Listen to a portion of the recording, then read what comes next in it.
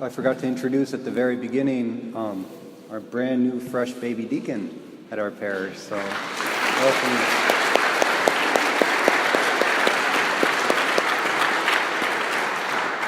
I really don't know if we should call you baby deacon.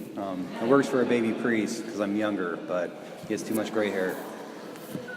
I don't know if you've heard of the band called Mumford & Sons. They have a song called Awake My Soul. They have a very strong theological statement within that. In these bodies we will live. In these bodies we will die. And where you invest your love, you invest your life. And in today's gospel, Jesus Christ tells us that where you invest your life, you invest your eternity. You know, a woman came up to me, we talked about Padre Pio last week, right? And he could see souls in purgatory. He was visited many times from angels and saints, but he could also see demons and souls in hell. So this woman came to him and said she wanted to know what had happened to her husband because he had died about a year before. And Padre Pio wouldn't respond to her, but she kept pressing, and finally his face just dropped and he said, "I'm sorry, but your father's lost. He didn't make it to heaven." And she asked him why, how could that be? And she said, well, he committed adultery and he never repented of it. He never took it to confession. But the woman who brought this story to me, she said, well, isn't that unmerciful? I said, no, that's the drama of human freedom. Pope Francis has recently condemned Gnosticism. He said it's one of the biggest heresies in our time again. And one of the principal components of Gnosticism is the separation between body and soul, saying that they're not connected. So what I do with my body doesn't affect my soul. In other words, I can be a Christian and still sin with my body, and it's okay. There's no effects there. It's ultimately a separation of faith and morality. A separation that is graphically refuted by Christ's own words today in the gospel. If your hand causes you to sin, cut it off. It is better for you to enter into life maimed than with two hands to go into Gehenna, into the unquenchable fire. There can be no separation between our faith and our morality, what we believe and how we live. In these bodies we will live. In these bodies we will die. And where you invest your love, you invest your life.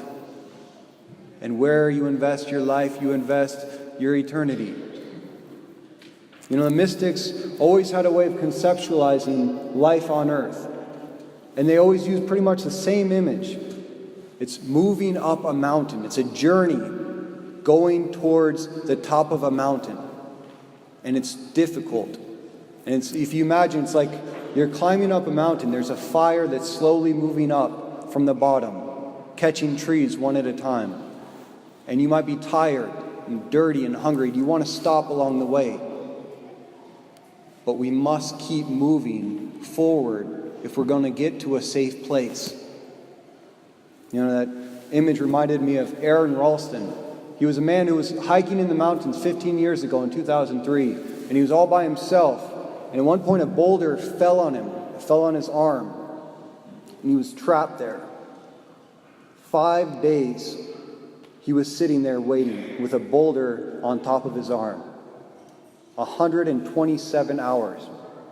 And the whole time he's thinking about his life and the crucial decision that he has to come to now.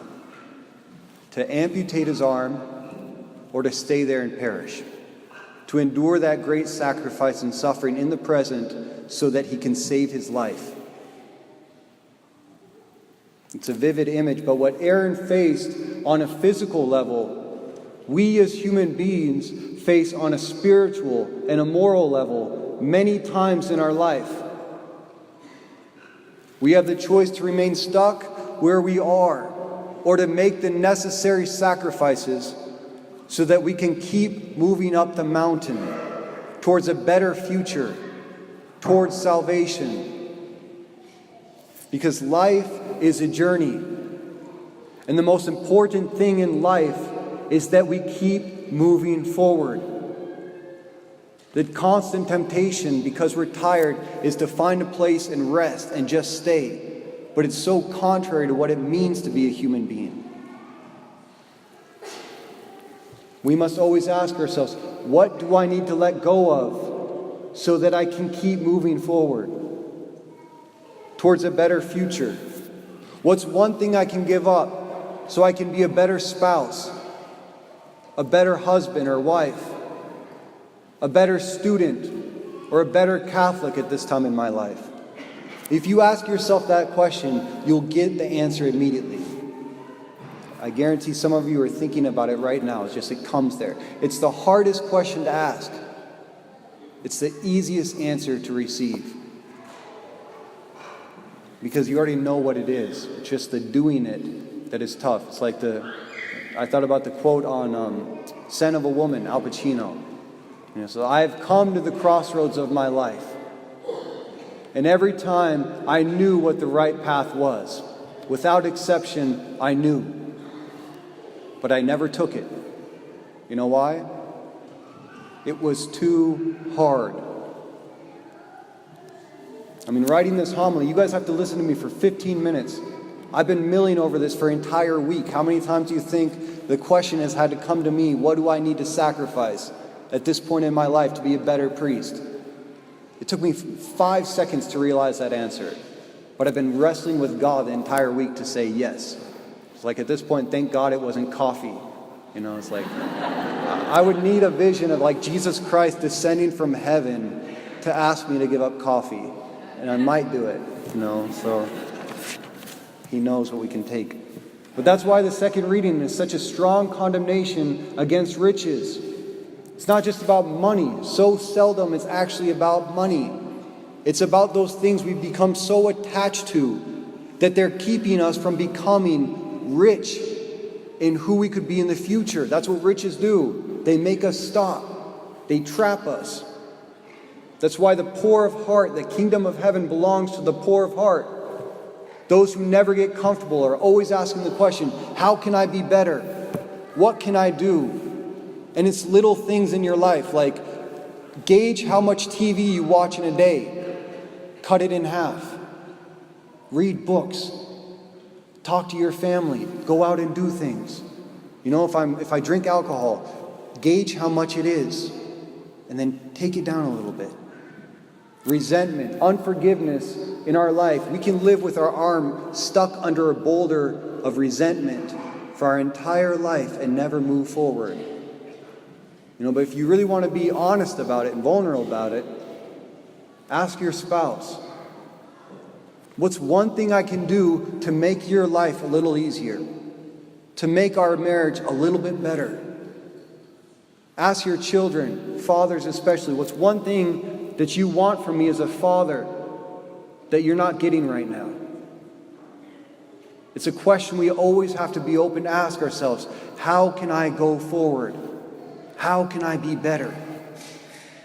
And that's why we come to Mass every single week. It should hurt just a little bit every single time we come here, because it's a conscience exam to find out, what am I holding on to that's keeping me from a better future, from becoming that person I know I could be if I make the necessary sacrifice. And that's why the greatest image of salvation is walking from that pew to this altar. That's encapsulated what entire life is on this earth. It's walking away from the world, those doors behind us, towards the altar of sacrifice, where Christ is. And constantly we must ask ourselves, what do I have to leave behind? What do I have to let go of so that my hands are free to receive Jesus Christ? And this is the most beautiful thing about Christ, is he never asks us to sacrifice anything without giving us something in return. That's the only reason God tells us to let go, so he can give us something better, something more. In these bodies we will live, in these bodies we will die. And where you invest your love, you invest your life. We let go of sin in our body so that we're free to receive into our body the very body of Jesus Christ in the Eucharist. And when you invest your love in that, you're investing your life in eternity. I'll end with a quick story. There was once a little girl. She had, a plastic necklace, and she just loved it. She carried it everywhere. She never took it off, no matter what she was doing. One time her father said to her, he picked her up into his arms. He was sitting in the chair, and he hugged her, and he said, "You know how much I love you, right? Do you trust me?" "Yeah." "Can you give me your necklace?" Her face just went like white. She just couldn't even say anything. She jumped off his lap and ran away. So the father left it. But every once in a while, he would ask her again. He'd pick her up and he'd kiss her and he'd say, "You know how much I love you, right? Can you give me your necklace?" And she'd always refuse. But one time she got so mad and she said, "If you really loved me, you wouldn't ask me to give you this necklace." So he let it go. But one time he was sitting in a chair and the little girl walked in the room and she had tears streaming down her face. She could barely even look up at him, but she holds out her arm, opens her hand, and there's the necklace in her hands, and she's crying, and she says, "You can have it, Daddy." The father's so happy. He picks her up, and he receives the gift, and he puts her on the chair, and he runs in the other room. And he comes back, and he takes her in his arms, and he puts a little black box into her hand. And she opens it. And inside that box is a necklace just like the one that she had, but instead of being made of plastic, it's made of diamonds. The father says to her, "I've been waiting so long to give this to you, but I had to wait until you were willing to give up what is fake before I could give you what is real." What are you holding on to that is holding you back? Put it on the altar. Give it to your Father, and He will give you in return the deepest desire of your heart, Jesus Christ in the flesh.